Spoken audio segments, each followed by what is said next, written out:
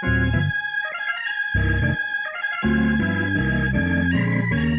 everybody, welcome to another episode of Gospel Unplugged. Pastor Ben Cieslik, joined today by Pastor Dixon. And Pastor Dixon, today we are reading from John chapter 12. It's the story of Jesus being anointed right before the Passover. Mm-hmm. Fun stuff. Let's read it. 6 days before the Passover, Jesus came to Bethany, the home of Lazarus, whom he had raised from the dead. There they gave a dinner for him. Martha served, and Lazarus was one of the people at the table with him. Mary took a pound of costly perfume made of pure nard, anointed Jesus' feet, and wiped them with her hair. The house was filled with the fragrance of the perfume. But Judas Iscariot, one of the disciples, the one who was about to betray him, said, "Why was this perfume not sold for 300 denarii and the money given to the poor?" He said this not because he cared about the poor, but because he was a thief. He kept the common purse and used to steal what was put into it. Jesus said, "Leave her alone. She bought it so that she might keep it for the day of my burial. You always have the poor with you, but you do not always have me." When the great crowd of Jews learned that he was there, they came not only because of Jesus, but also to see Lazarus, whom he'd raised from the dead. So the chief priests planned to put Lazarus to death as well, since it was on account of him that so many of the Jews were deserting and believing in Jesus. What do you want to talk about? Okay. I don't like this story at all for visceral reasons. The idea of wiping perfume off of someone's feet with your hair, the idea of having someone's hair wiping across my own feet, I find it distasteful and unsettling.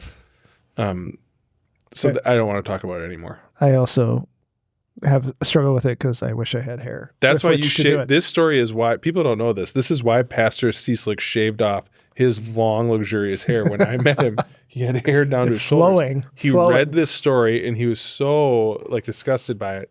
Shaved it off. Okay, I don't like that part of it. I also don't like Jesus's reaction here at times, and I would love to talk about that. Okay. I wrestle with his comment, "You will always have the poor with you." Mm-hmm. And the first impression always when I read it is, that's so callous. What do you mean? It feels like moral quietism. So somebody could be like, well, let's not do it. I mean, there's always going to be poor people. Why should I give away some of my money? Right. Why should I care for that? They're always going to be. We're never going to solve this problem, so why devote any energy to it? I don't think that's what's happening here, but I think it easily lends itself to that worldview. Sure. And that line troubles me. What do you think about that line? Well, I think it's important to recognize just the context in which all of this is transpiring. This is right on the heels of Jesus raising Lazarus. Mm-hmm. And as you hear in the story, this is a thing, this is a kind of hinge point in the story where people all of a sudden decide, oh, this Jesus guy is a problem. Mm-hmm. We have to do something about him. And then it is quickly on this that Jesus then enters into Jerusalem for, what we'll call Palm Sunday. And mm-hmm. so it is on the road leading toward his death. So it is a very unique context in which this statement gets uttered. You also, I think, get the sense that Jesus, particularly in John's gospel, is pretty clued into what people are thinking. So you get the aside from the narrator about Judas saying, he's a shady dude. He's about to betray Jesus. He steals from the common purse. So maybe this statement doesn't really take Judas's statement at face value. Mm-hmm. But I don't know. How do you reconcile it? Definitely some of what you said helps me with my reading of it. There's an urgency at this moment in John's gospel, and this line, reasserts that urgency. Jesus is not here forever. Mm-hmm. His time is running short. There are so many details in this story that, hint at the coming events in Jesus's life.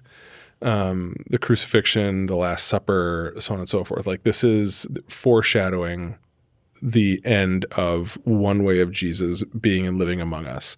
And so this line goes well with that. There's an urgency. I won't be here for long is another way of saying it. Yeah. I think I don't know if it strains the text too far because Judas is disingenuous, but I think there's something interesting here about attempts at like moral perfectionism. And as Lutherans, this is what we think about a lot. The inability for us to be like properly, fully righteous, like to make ourselves righteous. And this is such a good, we've talked about this, I think. Did you ever watch The Good Place? Yeah. Parts of it. If you haven't watched The Good Place is so interesting. And basically the premise of this show is that there is an afterlife and you make it to one destination or another based on your point total. And over the course of your whole life, there's a supernatural team of accountants tracking your life, debits and credits. You did this, that was nice. That's worth plus 48 points. You did this, that was wrong, minus 120 points. And at one point in the show, what they realize is that almost nobody is meeting the mark anymore. And it's because the world has gotten so complicated and so entangled that it's almost impossible to do something that's good. Yeah. So 150 years ago, if you brought your mother a bunch of flowers, that was worth plus 145 points. Now, if you pick up some flowers for your mother on the way home, it's worth negative 2,015 points because the flowers were grown using pesticides and fertilizer that poison the groundwater, and there was a child labor situation and an agricultural whatever, unsafe working conditions and blah, blah, blah. You were buying the flowers through a multinational corporation that's been evading taxes and you contributed to blah, blah, blah, blah, blah. Yeah. It's almost impossible to dance through the raindrops and do things that are truly righteous. And so here we have Judas saying, as this woman is making this profound gesture of reverence towards Jesus, well, actually, she could have sold that for a year's wages and donated that to the poor, which does sound really good. And then Jesus responds with, you'll always have the poor with you, which it doesn't mean what I'm making of it here, but this idea that there could be a perfectly righteous way to live. Mm-hmm. Jesus is throwing a little bit of cold water on that. Yeah. And instead of seeking that out, seek ye first Jesus. Mm-hmm. Let Jesus be your righteousness and then respond to that gift of grace with a life of service that you humbly recognize won't be perfect, but it is worthy. It is a worthy response to God's grace to you. I don't know, but that's... I like that. I also think, and I didn't mean to leave this out when we were talking about it, but like Mary's dead brother is sitting at the table. Yeah, remarkable. Right? So like this is just on the heels of that. So it's worth celebrating. It's worth like saying, hey, thanks, Jesus. You saved my brother's life. Yeah. Like that, I don't think we can kind of overlook the dimension of gratitude and ways in which she's trying whatever means she can to honor this person that has transformed her and her family's life. Life doesn't have to be a relentless slog of the pursuit of righteousness. Like in the midst of God's great, wonderful works, we can pause, say thanks, sing a song, come to worship, edify each other, strengthen each other, just have that moment. That moment is also valid. Yeah, I mean, this is the Jesus that, 2 chapters earlier said, I came that they might have life and have it abundantly. This is an expression of abundant life. It to your point, it doesn't become the zero-sum game. Yeah. Which I think is helpful to think about. We're flirting with going longer than we like to go, but I want to say one last thing here because there's a pastor here who'd be furious if we didn't, that this story anticipates Jesus washing his disciples' feet and encouraging them to continue to wash one another's feet, which is an embodied way of it depicts the proper life of like fellowship and discipleship. Mm-hmm. You empty yourself, you totally humble yourself, you become an absolute servant for one another. That's what honor looks like in the Christian community. It's not a competitive community where, you're a triple black stripe monk? Okay, well, you sit at the best seat and whatever. No, it is about like devoting yourself entirely to another and letting go of your own self-interest completely. And Mary is giving us a glimpse of that. Jesus will give us a fuller glimpse, and that's the life that he'll call us to live together as a Christian community of saints. I like it. What questions, sir? Well, I needed to get that in because the questions I have is, what does your life feel like when you're really putting someone else first and they're really putting you first? You might end up with the same thing in the end. It's what you needed or what you hoped for.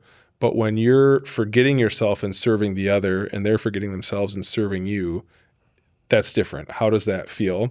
And then another one is, how can we extend that kind of Christian community further beyond our household or our closest friendships and family members? How can we extend it further? And wouldn't that turn strangers or even enemies into neighbors, which is what Christ desires for us?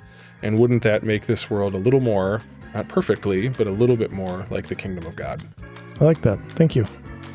And thank you for tuning in, and we'll see you in church on Sunday.